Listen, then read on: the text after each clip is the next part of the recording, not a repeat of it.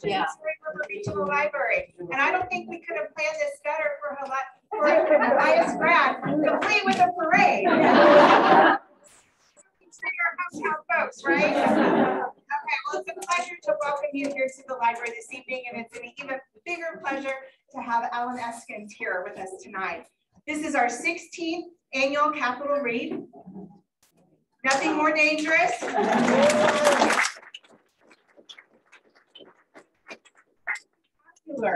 Read. We've had some terrific programming, some great book discussions, and I want to thank Madeline Matson in the back for organizing them.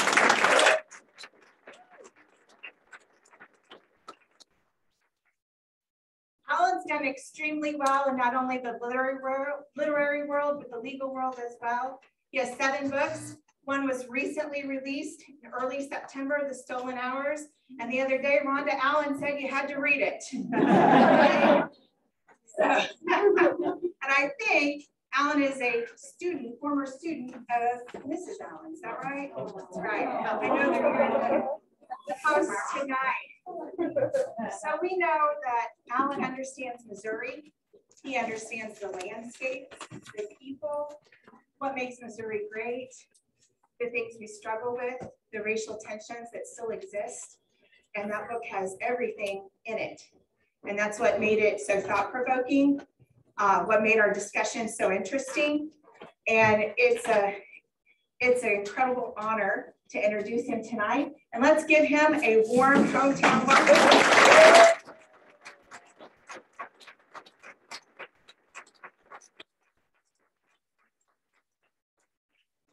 I just came up the stairs a few minutes ago. I was downstairs at the parade. I got candy.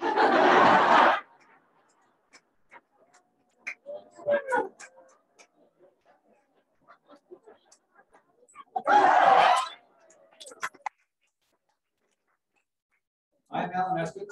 I am a writer, a novelist, and I am the first to admit that surprises me. This wasn't the path that I ever thought that I would be on. And when I realized that my first novel was going to be published back in 2014, I had never been to a book event like this. I'd never heard an author talk. So I thought I better start going to them. And I would listen to them and they would talk about what it was that led them to become novelists.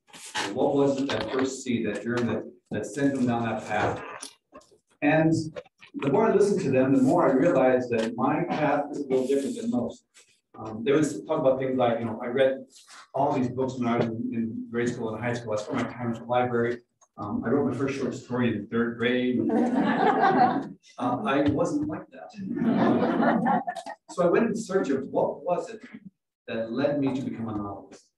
And my search brought me back here to Jefferson City, Missouri, to my parents' home, to a bin in my mother's closet, where I found my 1st grade report card. My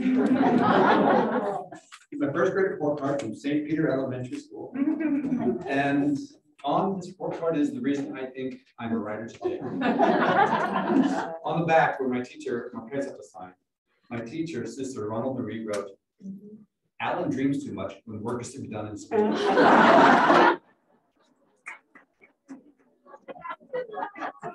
And that is why I'm a writer today. I love daydreaming. I always loved daydreaming. I was a kid. If you put me anywhere near a window, I'd look out, I'd catch a reflection, and I was gone. And I was okay with that because that was my favorite part of school. And as I was, going through school, that and other things, I wasn't a very good student. I didn't get very good grades, and I was okay with that as well because my parents owned a drywall company. And from my earliest memories, I worked for my dad's drywall company.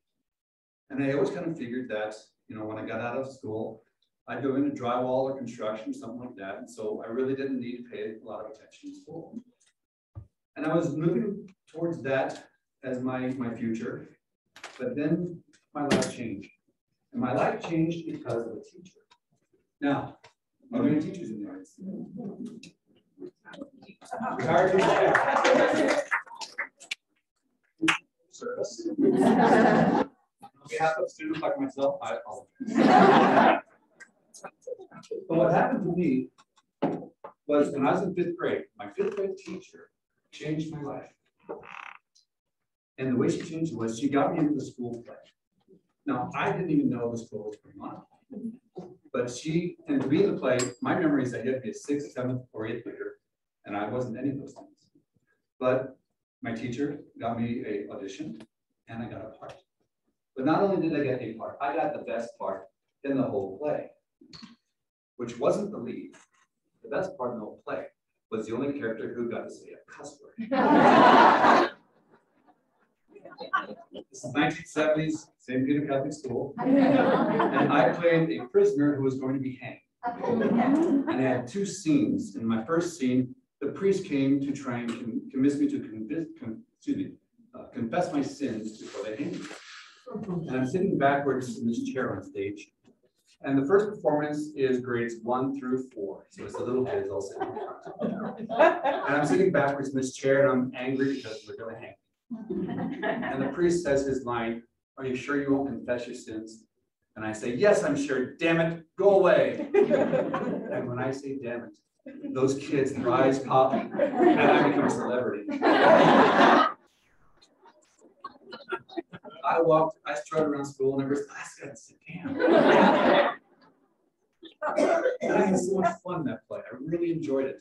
But I didn't, my memory thinking I didn't have any more plays. And so I went back to my old ways of being a very first student. In fact, I went a little overboard. I was the very best student. I was the student who spent my recesses indoors writing punishments because I couldn't follow rules. I think I held the record 8th grade year for the most written punishments. I was really good at it. And when I get into high school, I was very apathetic. And I actually told myself, I'm not going to do anything extra. I'm not going to do any extracurricular stuff at all. I'm going to do my 4 years of time, be done, be out of here. Well, that spring, my school put on a play, Oklahoma. And I'm in the lunchroom with my buddy, Mark Coker, and there's this guy talking to us about the play. He's bragging about how he's going to be, a star of this play. And Mark and I just kind of talked about it. I talked about this play in 5th grade, how much fun it was. And by the end of that conversation, we had basically dared each other to try out for Oklahoma. So we tried out for Oklahoma, and we both got in, and it was glorious. It was so much fun. And the really cool thing about a high school play versus a grade school play is on that final performance, the curtain comes down. Everybody goes around hugging everybody else. And here I am, this geeky freshman getting hugged by these beautiful junior and senior men. And I'm thinking, why would anybody play football?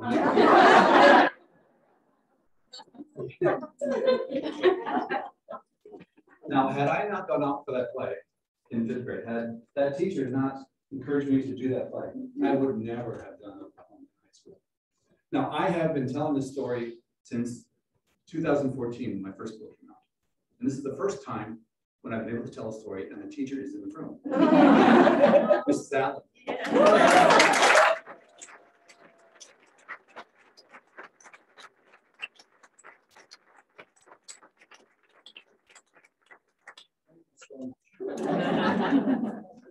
So I get into theater and I really loved it. And I found something that I was passionate about. Something that I really enjoyed, something that made me want to go to school. I was still getting bad grades in my other classes, but I was getting straight A's in theater and chorus, and so it kind of balanced out a little bit. And my senior year rolls around, and a lot of my friends are going to go to college. And no one in my family had ever gone to college, and it wasn't something we talked about, but it was something that was in my blood now because I was hanging around these kids. And I thought, well, I don't really think I'm smart enough to go to college, but do you have to be smart to be a theater major? So I decided to try and go to college as a theater major. So I buckled down my senior year, got my GPA up to a solid 2.5, but it was good enough to get me into the University of Iowa. So I shipped off to Iowa, and once I got into college, I realized that I was actually a better student than I thought. I was applying myself. I was turning homework in. I was studying for tests. And by the time I graduated college, I was getting straight A's. And so I started out as a theater major, but I found that there's so many other things that I was interested in. And there were things that I was good at and things that I was not good at. And I understand that I am not good at math. I am not good at language, foreign language, but I was good with words. So I changed my major to journalism, finished my degree at the University of Minnesota, got a degree in journalism. And I thought, what would it have been like if I tried from the very beginning to be a good student? And really with little more than that as a motive, and I loved a show called LA Law. I went to law school. I never really wanted to be a lawyer. I just wanted to see if I could do it. Now, law school was tough. It was really hard, but I really loved it. I found that I have an analytical side. And I worked hard. I did very well. I graduated with an excellent resume, got a job as a judicial law clerk, and left law school in 1991, started my law practice in 1992. And in 1992, that summer, I realized something was missing. And what was missing was that creativity that I loved so much from theater. And I was looking around for what can I do to just express myself creatively. I wasn't looking for a new career, just looking to be creative. And I remember this assignment that I did when I was in high school. I had written a short story, and I normally turn my homework in late. I turned this assignment in late, but I turned it in late because I was having so much fun writing it. I ended up turning in, like 4 or 5 pages more than what I needed, which is very rare for me. And so I thought, well, I'll write a short story. And I sat down, I wrote a short story about a 15-year-old boy who likes to daydream. And when I finished that short story, I realized I had no idea if it was any good because I had never taken a creative writing class. So just to make the story better, I bought a book on writing technique. I read that book, I applied what I learned to the short story, I bought another book, and then another book. And then after a while, the things in the books were starting to gel, and I think I'm getting the hang of this, so I started taking classes. The Iowa Summer Writers Festival has classes that are really wonderful for writers in the summertime. Loft Literary Center in Minneapolis, took classes there. I eventually entered the Masters of Fine Arts program at Minnesota State, and I've got 3/4 of an MFA degree. I took the classes that I wanted to, but at the same time, I was practicing law. I had a law career. I really didn't think this was going to be a career for me, but it was fun. I was enjoying it. I found a passion for something new. And I've been working on that story about that 15-year-old boy for 20 years while I was studying writing, and I was adding things to it. After 20 years, I realized it wasn't ready, and I didn't know why. So I put it aside and decided to write another novel. And because I'm a defense lawyer, I thought I'm going to write a mystery, but a literary mystery because I really like character arcs. So I sat down and wrote my first published novel, The Life of Barry. It's about a college student who gets an assignment to interview somebody, and in doing so, he's pulled into a 30-year-old mystery. And I finished the story and I thought, okay, I think this is good enough to get published. So I started sending it out to try and get an agent. And what you do is you send a letter to an agent saying, my name's Alan Eskens, here's my story idea, here's my accolades, which I had none. Please represent me. And I started getting rejections. So because at this point in my life, I was a writer, I started writing another manuscript. There is a quote by a poet, Rainier Marie Rilke, in Letters to a Young Poet, where the young poet asks, how do I know if I'm a writer? And Rilke responds, ask yourself in your most solemn moments, must I write? If the answer to that is yes, you are a writer, and you should conform your life accordingly. When I found that quote, I realized I was practicing law, but in my heart, I was a writer. And so I decided I'm going to write another manuscript. I'm just going to keep writing manuscripts until I get an agent. So I started my second manuscript. Actually, it was my third because that 15 boy. And right about the time I was finishing that third manuscript, I got an agent for The Life of Barry. And the Within 3 weeks of that, we got it published. So now I'm going to be a published author. And I have this second manuscript of this other manuscript I've been working on. So I sent that to my agent. I said, okay, I want this to be a 3-book deal. Because I've been reading in the trade papers about 3-book deals. I thought it sounded pretty cool. And she said, okay, what are the other 2 books about? And I said, I'll get back to you. And so I am not like most mystery writers in that most mystery writers have a single protagonist that they take from story to story to story. And the character development, the character arc is usually a secondary character in that story, not the main protagonist. But I like having my protagonist be the character arc. Because of that, I didn't want to write about this college student tripping over dead bodies and solving more crimes. So I plucked a character from the life of Barry, a detective named Max Rupert. So I'm going to write some stories about him.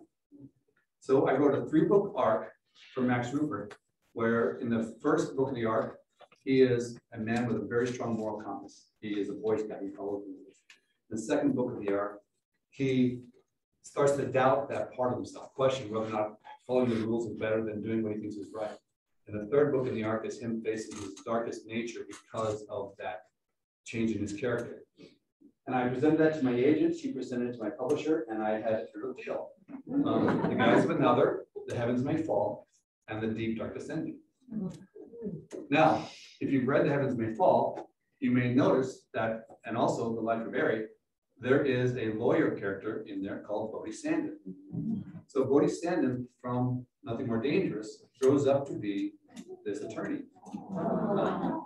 And at the time I was writing The Life of Barry, I had Nothing More Dangerous in my drawer, and I didn't think it was going to be published.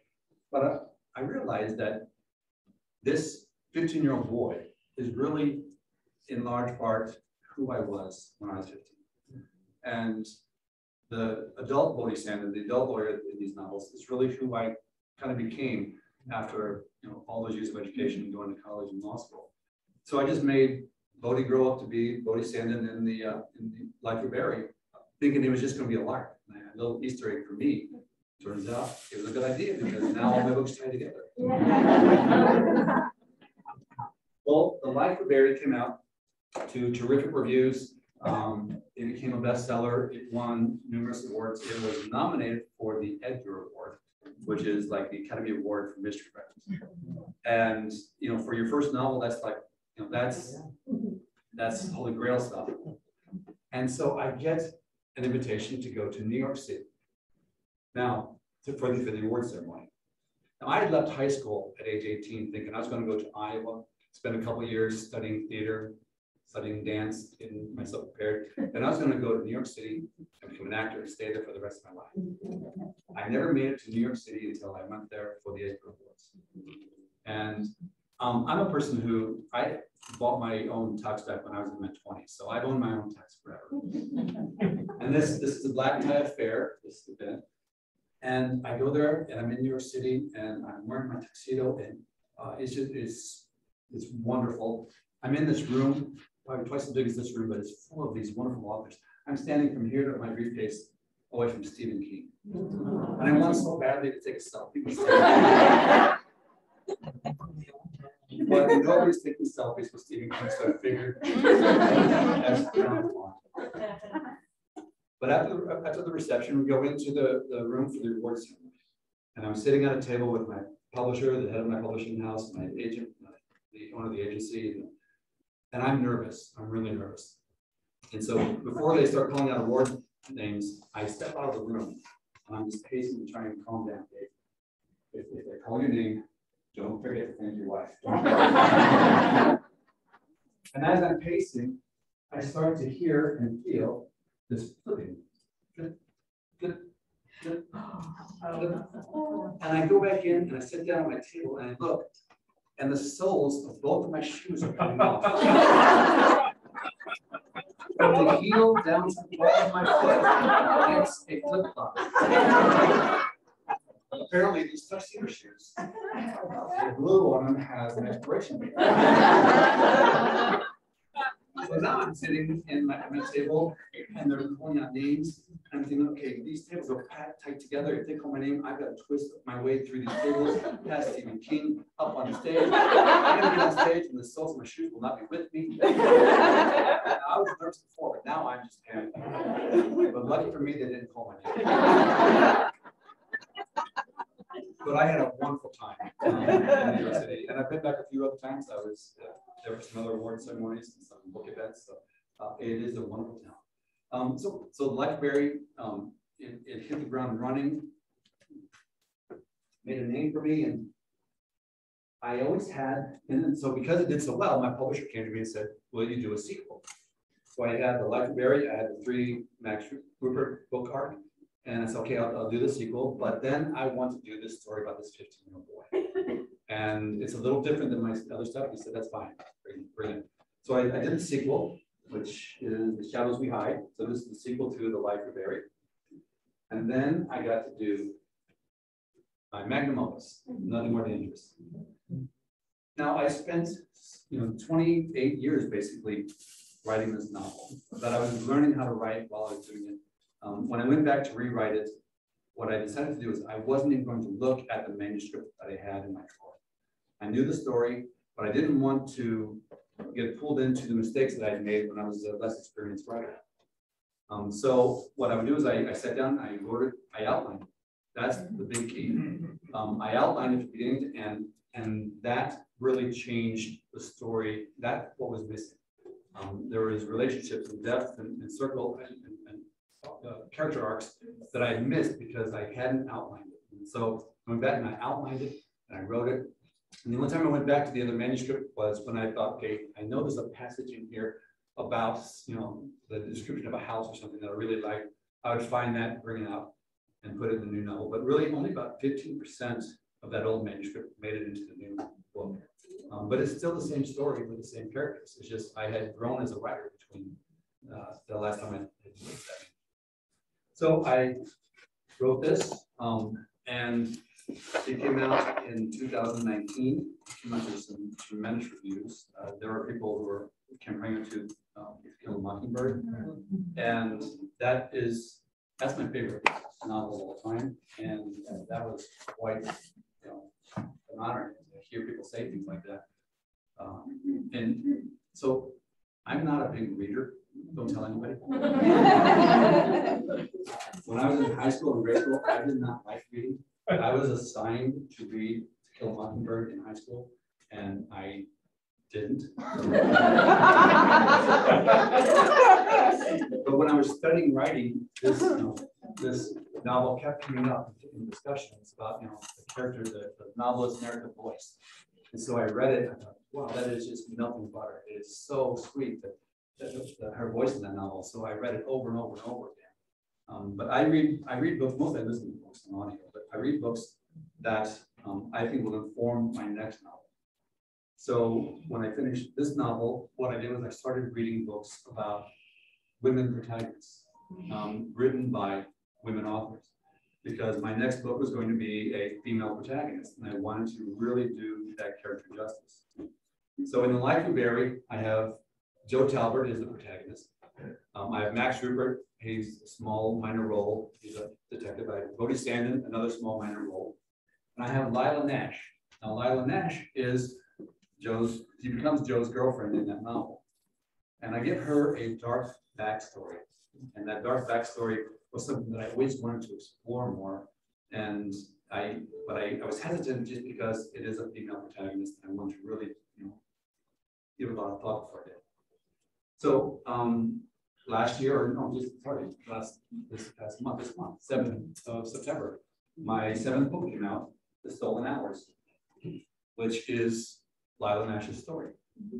And so I have carved out this wonderful formula. It's not even a formula, but I take characters, secondary characters from books, and in my daydreaming, I think, what would this person be like?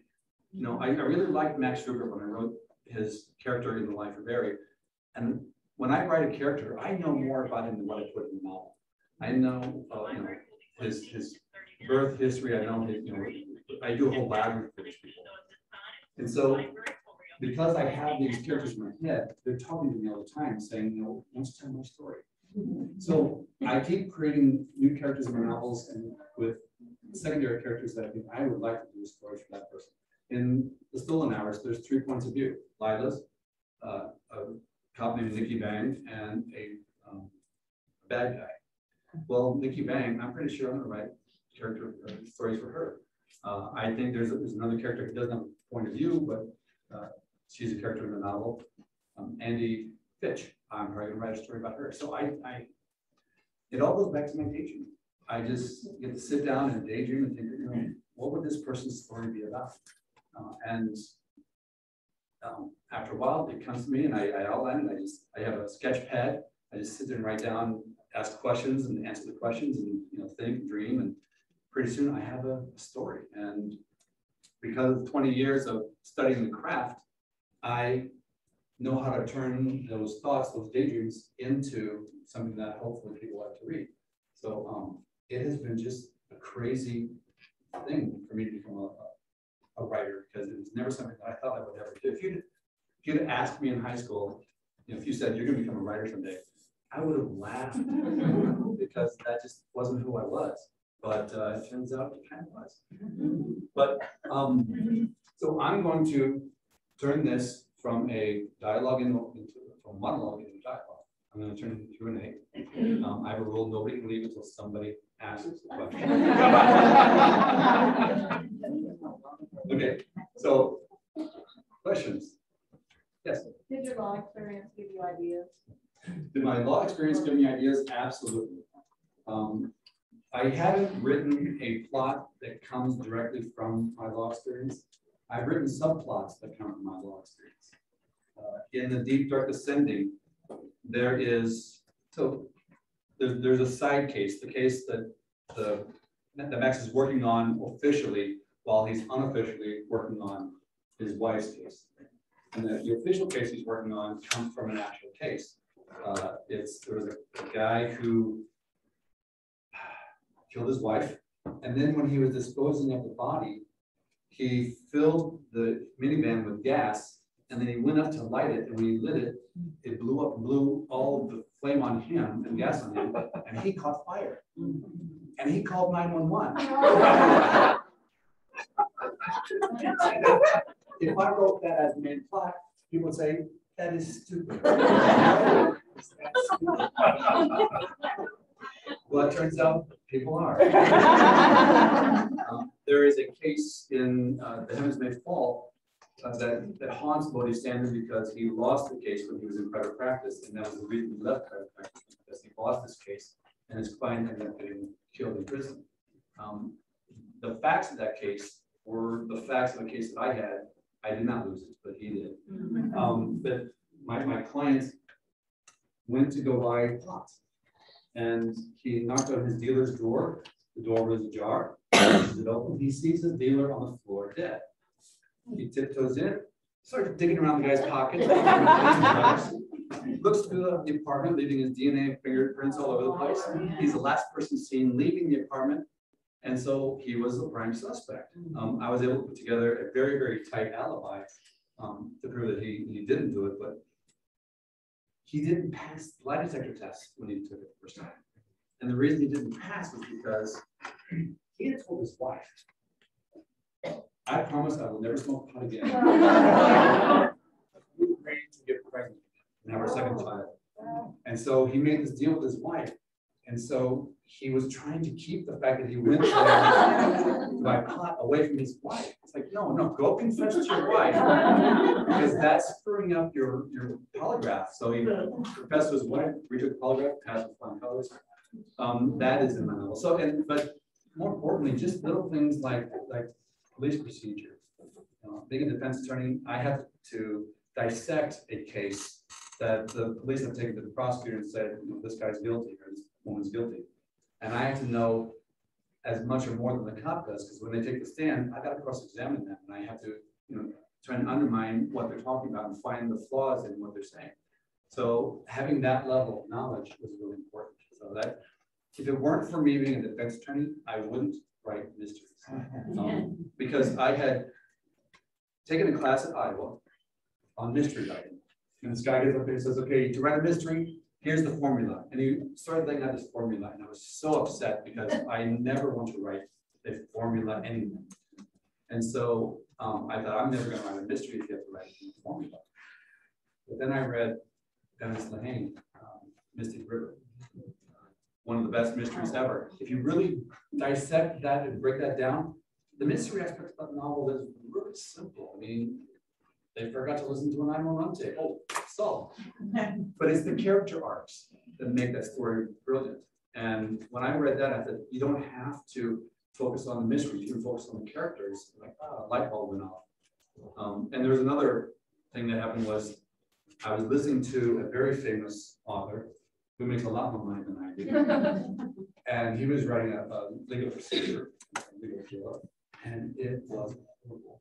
I wanted to throw it out the window. I was so angry that he got everything so wrong that he could, you know, if this book could sell, I could write a mystery because I didn't know what's going on. So yeah, to answer your question, yeah, I did. You mentioned that when you revisited the 50, sort of 50 rewrote Nothing So Dangerous, that you went to an outline, which I assume was different from the way you normally approach writing.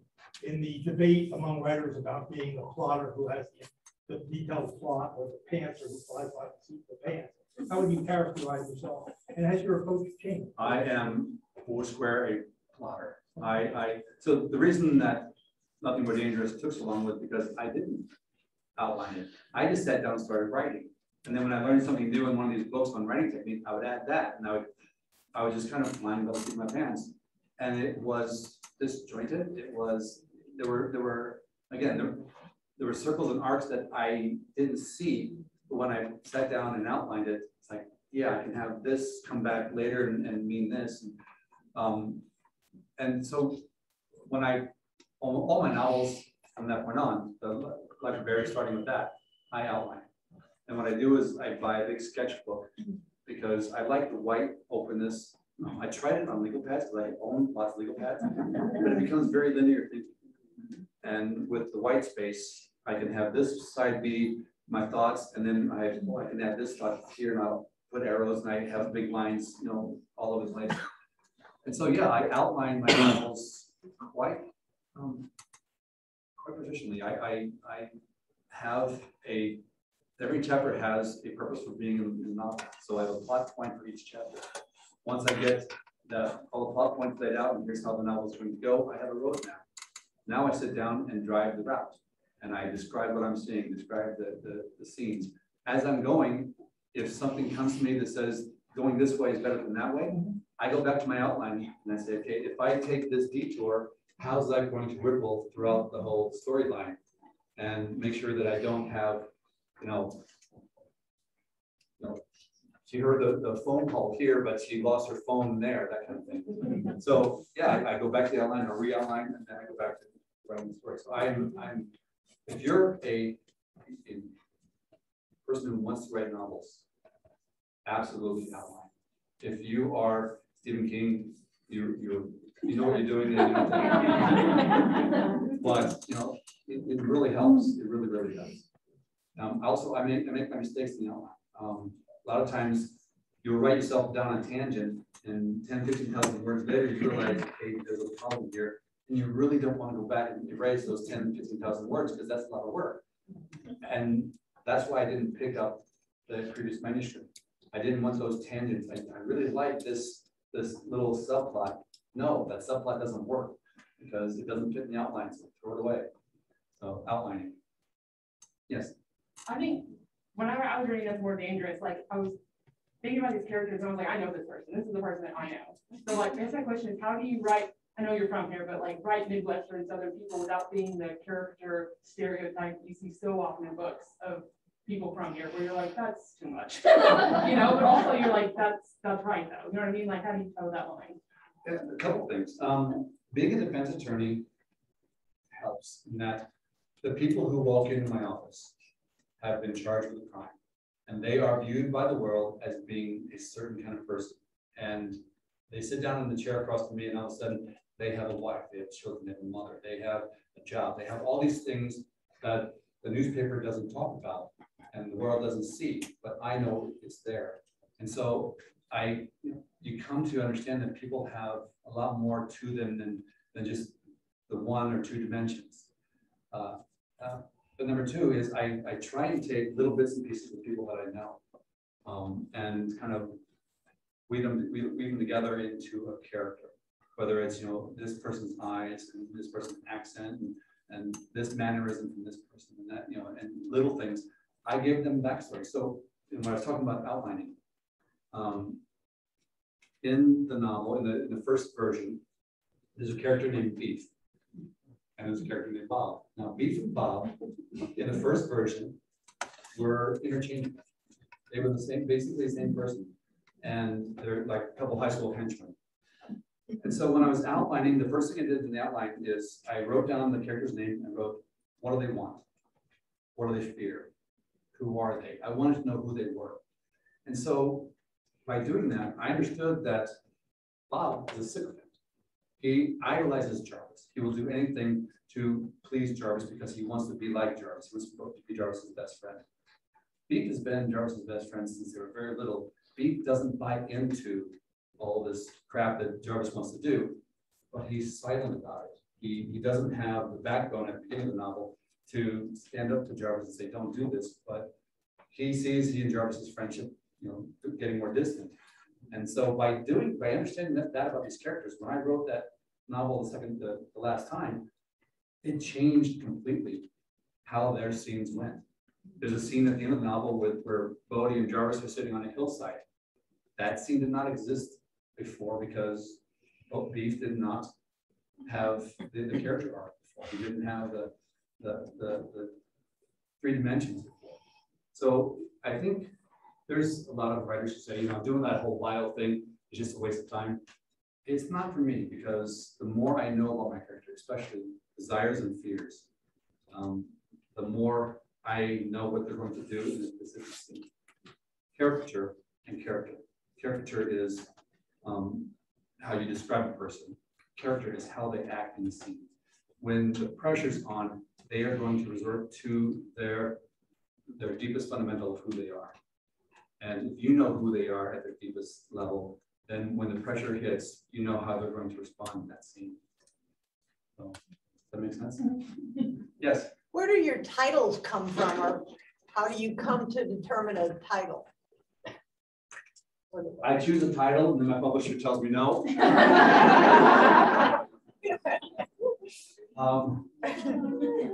It's not that far off. So The Life of Barry wasn't my original title, but my agent, before we submitted to publishers, she said, I really want you to change the title. It was a dying declaration. So it sounded legal, and it just didn't capture the theme of the body of work. And so I lived with that title for 2 years while I was writing it. It's okay, fine, relax. You got an agent, listen to her. And I thought, what is this novel about? What are the themes? And the themes of that novel, it's about people trying to leave parts of themselves behind.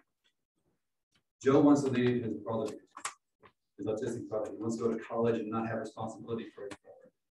Carl wants to leave what happened to him in Vietnam behind. Lila is running from what happened to her in the past. And I realized that it's about these people wanting to leave that parts of themselves behind. Now it was a matter of coming up with a metaphor to capture that. So I try and come up with a title that has a metaphor or some analogy to the themes of the novel. Nothing More Dangerous wasn't the original title. And when my publisher suggested finding a new one, I went straight to quotes by Martin Luther King and Malcolm X, and I found this wonderful quote: "Nothing in all the world is more dangerous than sincere ignorance and conscious stupidity." But I left that out of the book just to help my story. But I thought nothing in all the world is more dangerous than what did it say? What's that? Missouri, yes. And so I thought that really does capture what this book is about. Bodhi is a good-hearted kid. but he has beliefs that are ingrained in him that he doesn't even realize are there.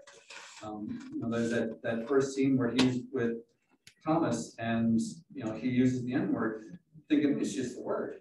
And Thomas gets all mad and walks away, and Bodhi doesn't understand it. The whole point of this novel is to have Bodhi come to understand that part of himself.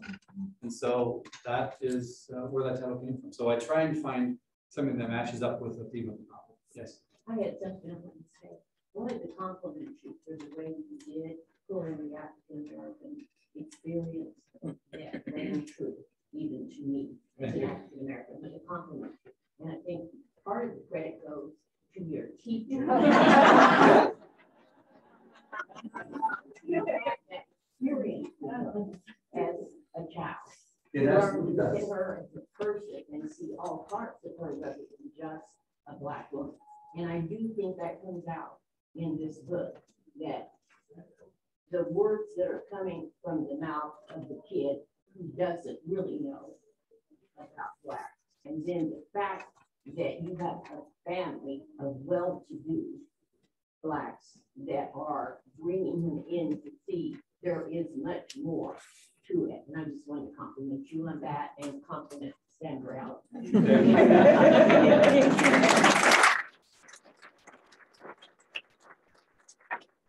Thank you very much for that.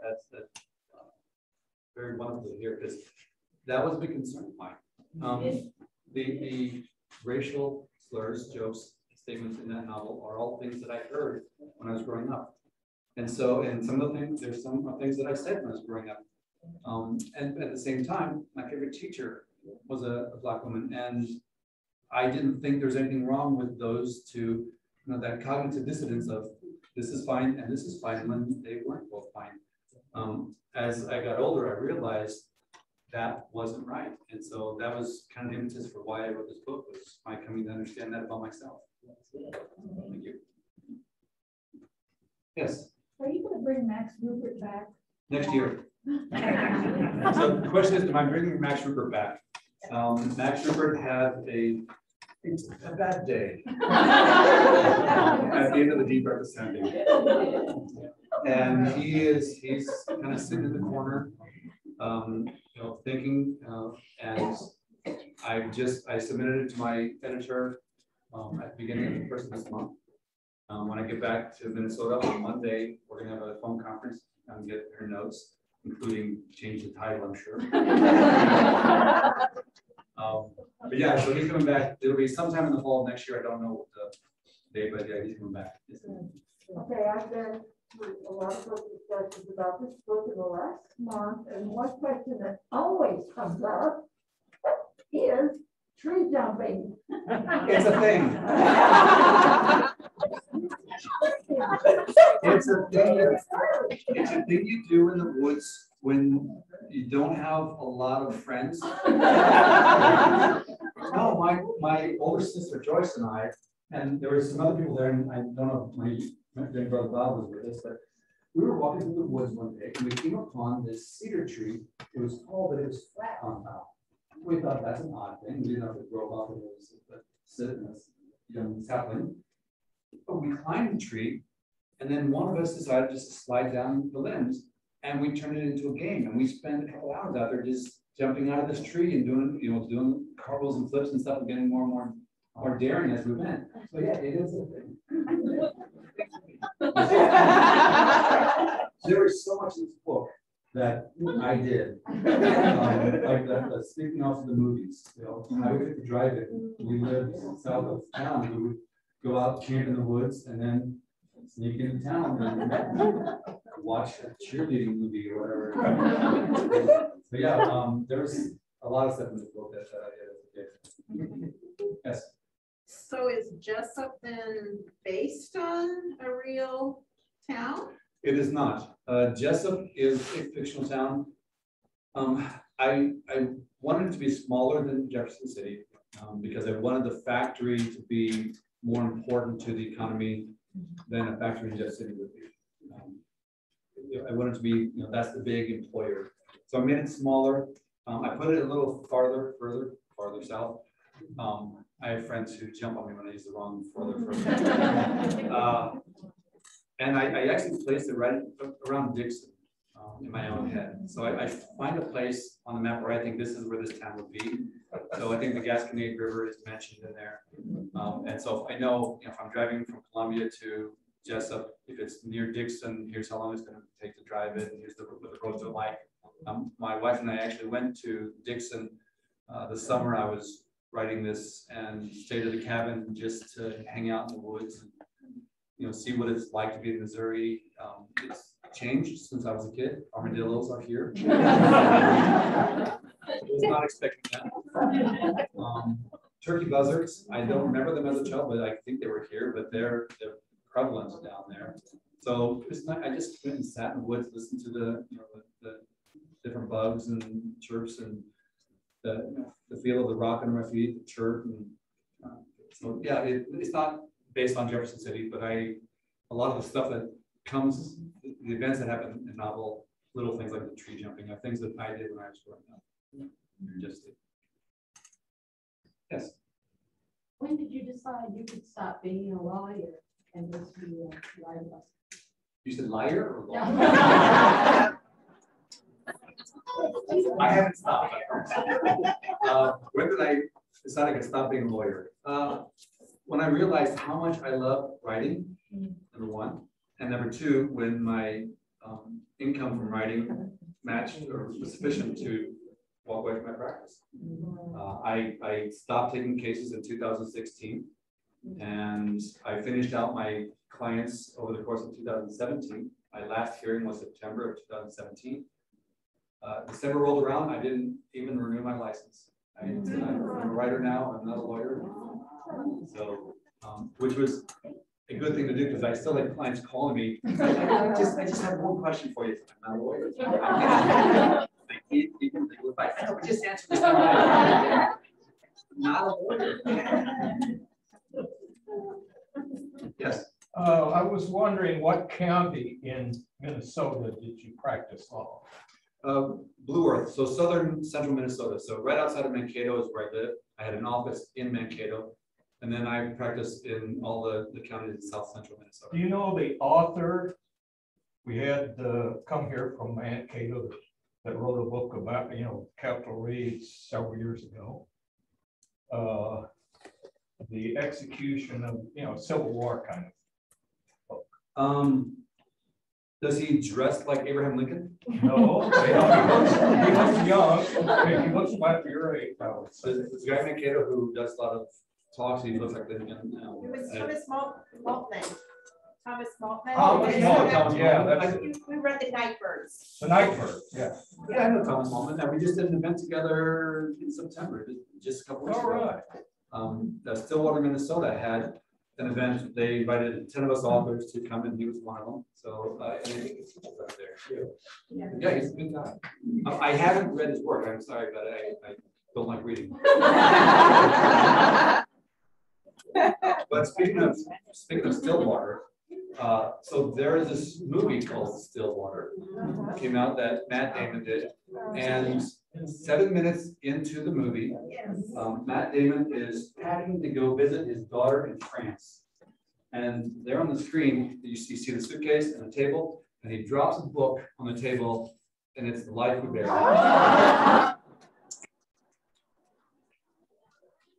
Now, I gotta tell you, I have been dying to see The Life We Bear in theaters, but I was kind of hoping to see more than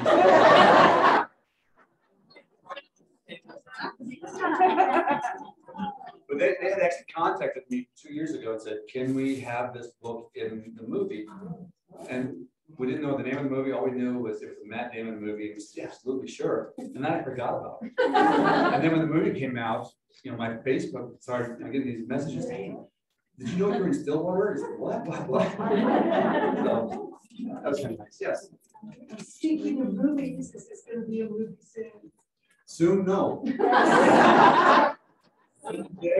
So, if I have any clout at some point, I will make it a movie. At this point, I have no clout. But I'm working on it. But I've written, so I've been dabbling in screenwriting. So I've written about 2/3 of the screenplay for that. But then I put it aside to write another couple screenplays. So I hope so. I really do. I really think it should be, but it's not my call. But I'll do my best to try and get it back.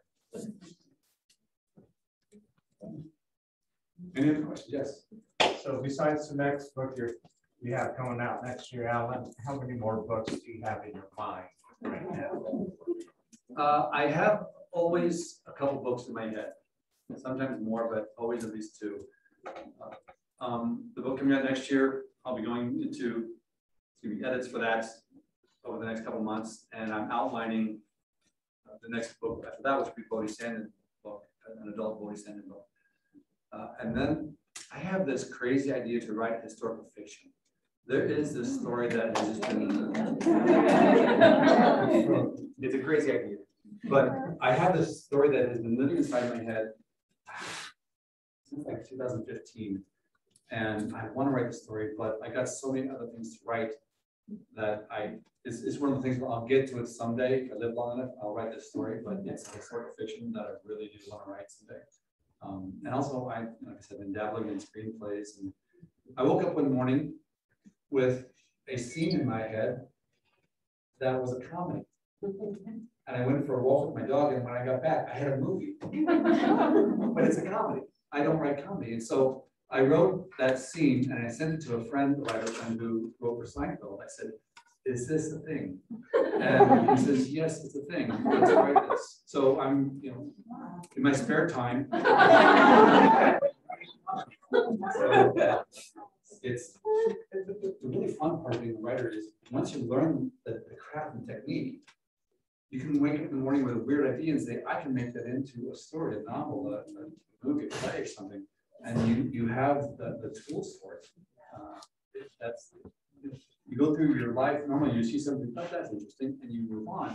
As a writer, you say, that's interesting, oh, that's interesting. I can do something like that. I was watching the news just 2 days ago. I was watching the news, and there's a story, and I turned to my wife and said, "Here's a movie." And I laid it out, she goes, "Oh my God, that's a good movie." I don't have time to write it, it's science fiction. I will keep writing novels because right now, that's, people like reading the novels, and I like writing them. So when I have spare time, I'll dabble in other things. But right now, yeah, 2 books at least in my head. And there's always, like I said, Nikki Bang is saying, "Write a story about me," and I may do that. I don't know. She's in the Max Rupert novel, so now that I have that out there, she's a little more of she's in she's a main character in 2 different novels. So she might have a novel of her own soon. Yes. Do you have any passion or inkling for doing seminars or teaching about writing? I love doing seminars and teaching. I hate grading papers. I hate it. So I would actually enjoy being a professor of writing. However, you have to grade papers. And I don't think they would give you a TA right out of the chute. So, yeah, no, I like talking about writing because it's a passion of mine. I enjoy having discussions that go into as much depth as possible. I love it when someone challenges me in terms of getting deeper in terms of understanding dialogue or character or some aspect of writing. But at this point, I'm just too busy to do that kind of thing. Yes? Did you have Zesto clothes?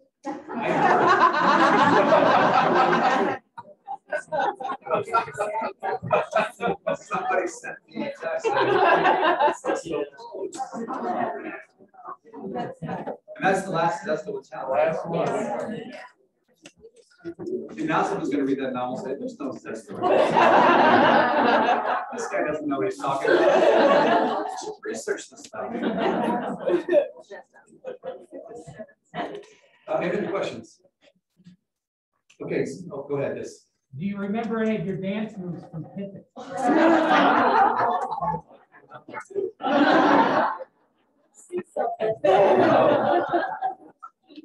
Because you can't do the dance moves without music, and I can't sing, so I lost my voice. I don't have to go to this thing, but I do actually remember.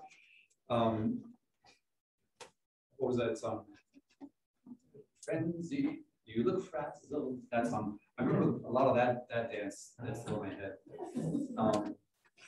And the very opening line, because so I did Pippin when I was in summer theater, and the very first thing is I throw this curtain open and I remember that move. And this evening, for your entertainment and pleasure, we present to you a most mysterious and miraculous tale. That Anne, the director was, no, you go, Anne miraculous, Anne miraculous, no, Anne miraculous. So that's in my head. Some things just live there. Yes. Go ahead. What does your wife think of your writing? Is she really tolerant or? Oddly enough, she's a fan. She's my first reader. So when I get done with my first draft and I think it's ready to go, I give it to her and get her feedback. And in The Heavens May Fall, there's a scene where a lawyer is accused of killing his wife in their bedroom. I was still a lawyer at this time. And the bedroom I used to describe in this book was my bedroom. Amish bed, and I'm describing this room, and my wife's reading it, and I forgot all about it. All of a sudden, Alan? Do I have something to worry about? Yeah, no, she's my first reader. She keeps me organized, and I couldn't do this without her. So she's very supportive. It was, yes. When did you graduate from Hawaii? 1981. Right on time, actually. It wasn't the 5-year plan. It was not the 5-year. College was a 7-year plan. It took me 7 years to get through undergrad and 2.5 for law school. But because I transferred, I lost credits because I was, working my way through. I'd have to stop and earn some money every now and again. I took a lot of semesters where it's just 12 credits because I was full time. Because I was working, I was hanging sheetrock up in Iowa City, and so yeah, it took me a while to get through. And looking back, I can't believe I stuck with it. When I start something, except for books, I think. There was another one. Asking what kind of dog?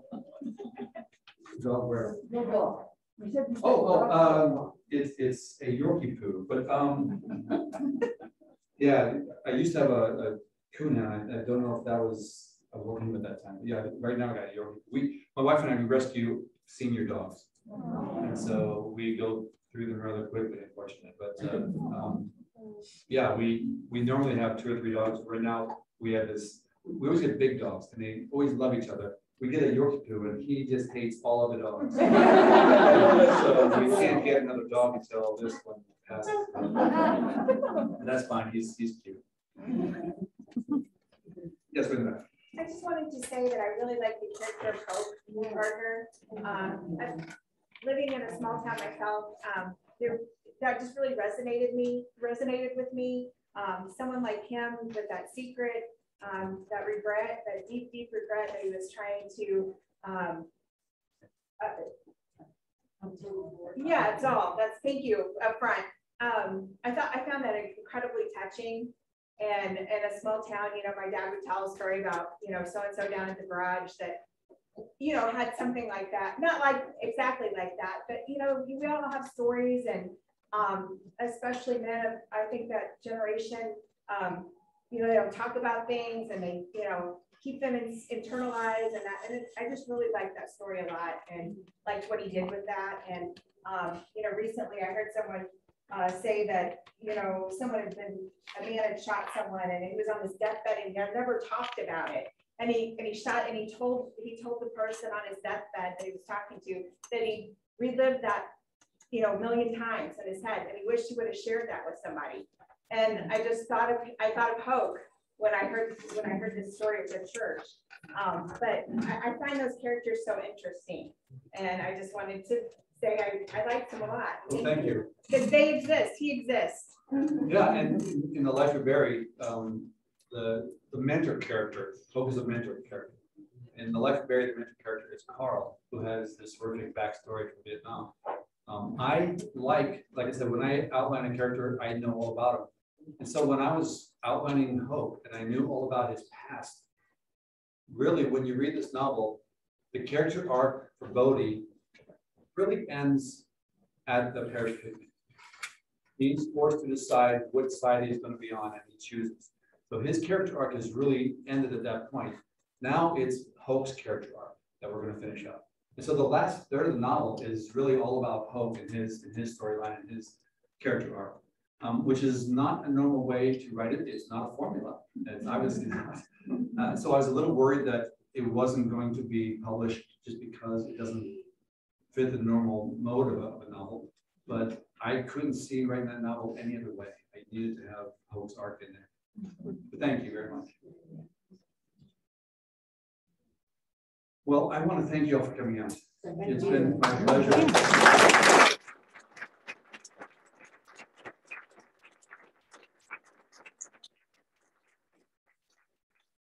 They were around and signing books here, so thanks for coming by, bring your book by, and I'll be happy to sign it.